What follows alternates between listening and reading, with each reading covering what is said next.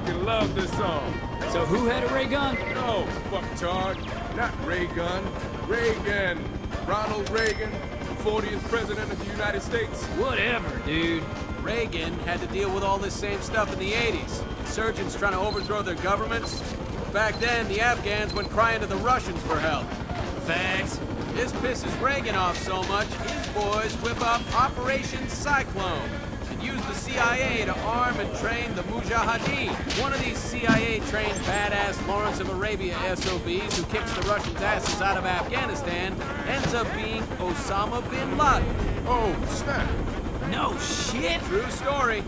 So the Mujis kick Russia's red ass across the sand, the entire Russian economy collapses, and goodbye USSR. Now America has no more bad guys to fight. Oh, go America! It's your birthday! But in the meantime, Osama and his now well-armed Al-Qaeda brothers start screwing with everybody. Egypt, Algeria, hell, he's blowing up half the Middle Eastern governments trying to create a unified Muslim country. But here's the thing, the people don't want it. Why? Don't know. Maybe they like their lives how they were. So he deems them all viable targets. He started blowing up his own fucking people? Man, that's fucked up. Yeah, that's why they're called terrorists, douchebag. So, Bush Sr. becomes President 41. Before we know it, he's balls deep in Kuwait fighting Saddam for the Saudis. This pisses Osama off so much, he starts mouthing off about Saudi Arabia. So the Saudis banish his ass. Sucks to be you. Now, the dude's living in a cave in the hills of Afghanistan, and he's like, screw this noise, and calls down a jihad on all Americans. So it's fatwa on America and our allies. What happens next? 9/11? Oh, shit. Give that man a gold star.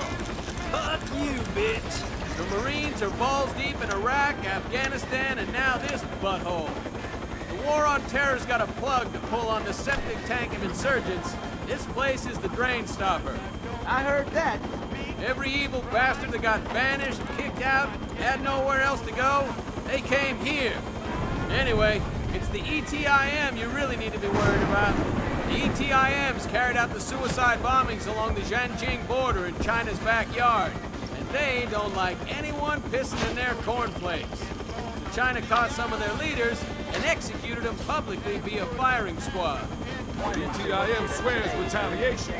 And so they killed those Chinese athletes last year at the Olympics. So what do you think, Sergeant Kirby? You've seen the most action out of all of us. Back to Pendleton in what, 2 weeks? The insurgents are well trained and they've been fighting the PLA for a lot of years. So this is not going to be easy. There's no routes into the countryside to dig these cowards out of there other than the ones we're going to be blazing. I will say this. We're going to see some motivating grade A hardcore action every Marine to give his left nut for. Devil! Hoorah!